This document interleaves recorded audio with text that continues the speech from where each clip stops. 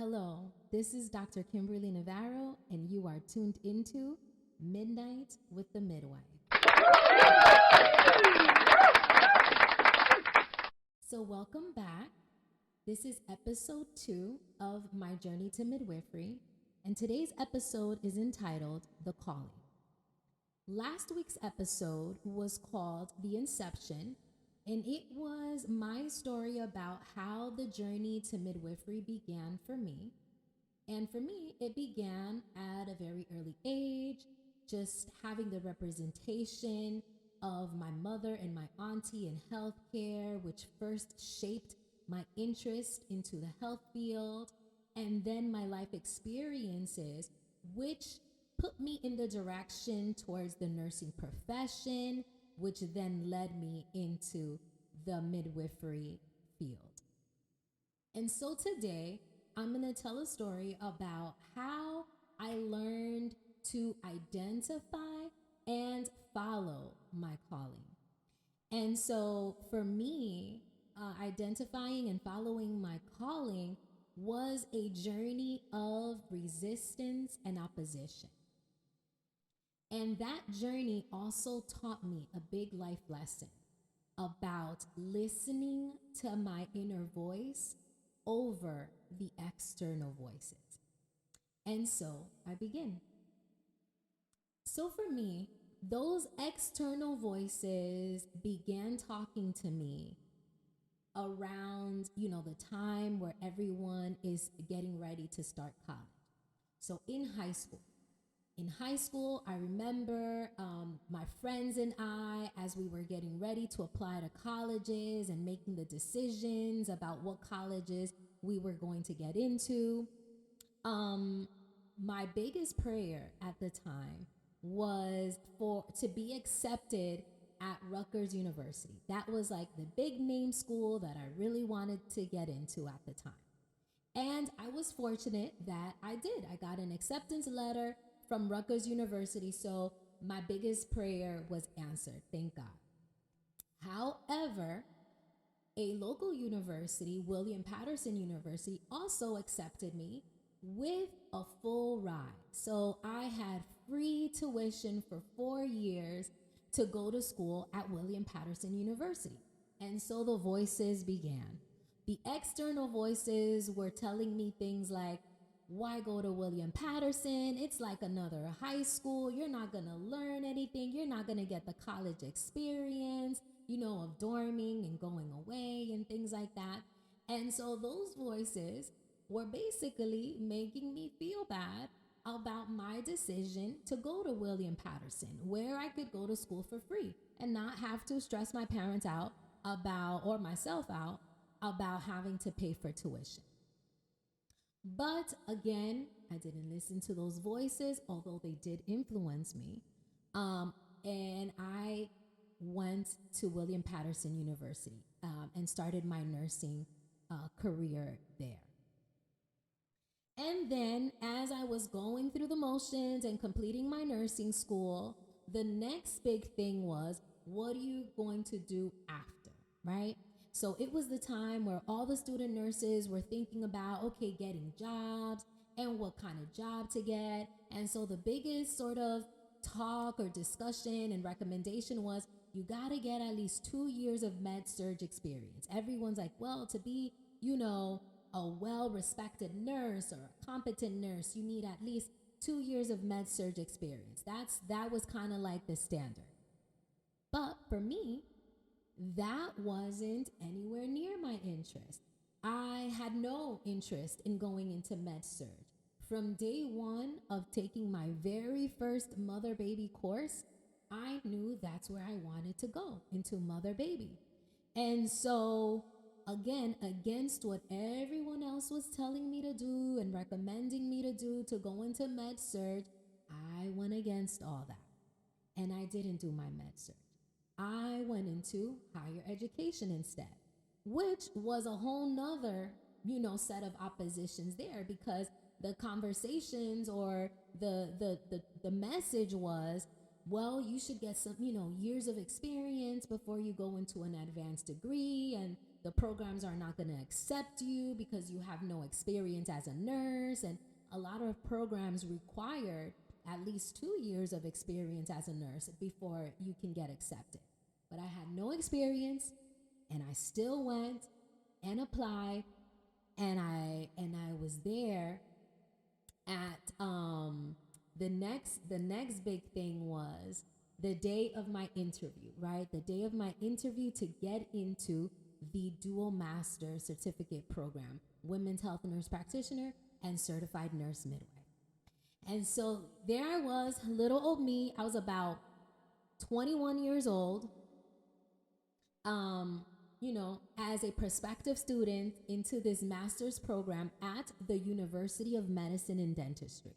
It was called that before it was bought by Rutgers. And so there I am in this big old building in Newark, New Jersey, lost. And so I was on the 15th floor or something like that, and I was trying to get to another floor to go for my interview. And I didn't know how to get there. So I'm looking around for people to ask for help. And this gentleman right in front of me, really tall, and I ask him, scared and nervous, and I'm running a little bit late to my interview. And I'm telling him what floor I need to go there. He's like, don't worry, I'll walk you to there. Little did I know, I learned after the fact, this great big man was the president of the entire university. And so I got escorted to my very first interview for grad school by the president of the university. Okay? And so I took that as confirmation from God that I belonged there. Okay? And so here I am in my interview with the chairperson of the midwifery department, Dr. Elaine Digman at the time, and we sat for the interview. And that was one of the coolest interviews I've ever had. It was laid back, it was comfortable, it wasn't scary at all. And she started the interview just telling me a little bit about the history of midwifery. And she's like, did you know that midwives are the second oldest profession in history of womankind? And I didn't know at the time. She's like, yeah, the oldest profession is prostitution. The second oldest is midwifery. So again, when she pulled out the Bible verse in my interview, again, I was like, I belong here, okay? And so before the interview ended, I asked her if she thought there was anything wrong with the fact that I want to go into midwifery school, but I have no experience as an L&D nurse, labor and delivery nurse. And she reassured me.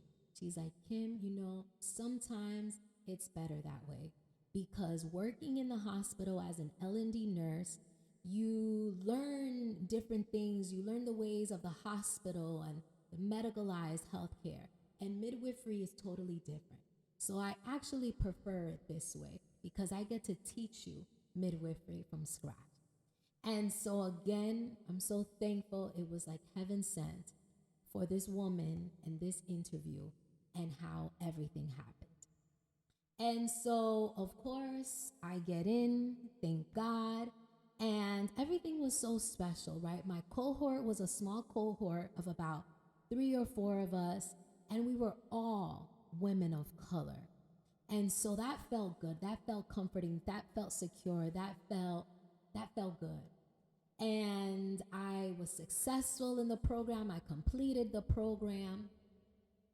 And then after that, the next big thing was, well, what kind of job am I going to get, right? Looking for a job.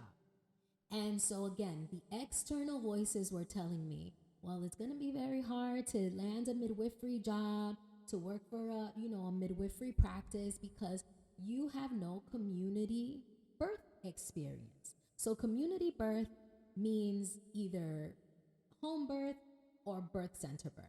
And it was true. Getting educated and trained through UMDNJ was all very medicalized. All of my birth experience happened in the hospital. And I did not work with any out of hospital births or out of hospital midwives. And so they say, my training, my education was midwifery care, but medicalized. And so, but again, I still followed my calling, and I went and I pursued, and I even offered to volunteer at birth centers and things like that, and I landed my first job at a full scope midwifery practice. Unfortunately, that was not a good experience. It was the very first time in my life where I was faced with the experiences of feeling, hostility, prejudice, just, unfair treatment, and witnessing unfair treatment to different types of, people. And it wasn't a good feeling. And I didn't know what it was until I met with my mentor at the time, a Puerto Rican midwife with lots of experience. And in tears, I told her my story. I told her everything I experienced, some of the comments that were made, some of the behaviors. And she was the first person to tell me, Kim, that is called microaggressions, and this and that. And so I started to connect the dots. But again, in the moment, I didn't feel good. The biggest thing that I felt was a sense of not belonging. Those midwives made me feel that I did not belong. And so I left midwifery for a very long time. I left midwifery practice for about 10 years. And I did everything else throughout those 10 years. I went into education. I went into public health. I went into community health. I went into working with federally qualified health centers. I did global health, where I worked in Haiti and the Dominican Republic. And I went back to school, right? Because I always felt good in academia, so I went back for more education. And it was there in my PhD program where I learned, as I was doing my own research on the history of midwives, where I learned about midwifery care, midwifery practice in this country, and about Black midwives in this country. And learning about their stories really, for me, again, helped me connect these dots and realize that I didn't run away from midwifery at all. I was bringing midwifery care to many different fields of healthcare. So I brought midwifery care to global health, to family health, to OBGYN care, because midwifery never ran away from me. Okay. And so, and then I learned that these midwives, a lot of these Black midwives who practice midwifery care in the inception of midwifery care in this country, were the sole providers of healthcare for their entire community. So they were building health centers and giving vaccines to the family, and giving food and resource and then nutrition to the children. So, and that's all the things that I was doing too. So instead of pushing me away from midwifery, I feel that it pushed me closer to my calling, my personal calling in midwifery care, which was going to be this well-rounded midwife that I am today. So again, I'll end with that. Just reminding whoever is listening to this story right now, the two big life lessons that I learned about my calling and following my calling is to listen to your own inner voice over the external voices, and how sometimes the journey doesn't look so clear, but continue with that journey, because everything you experience is going to work for the good of the present moment. So everything that I thought was supposed to destroy me or push me away from midwifery just brought me closer and closer to my calling.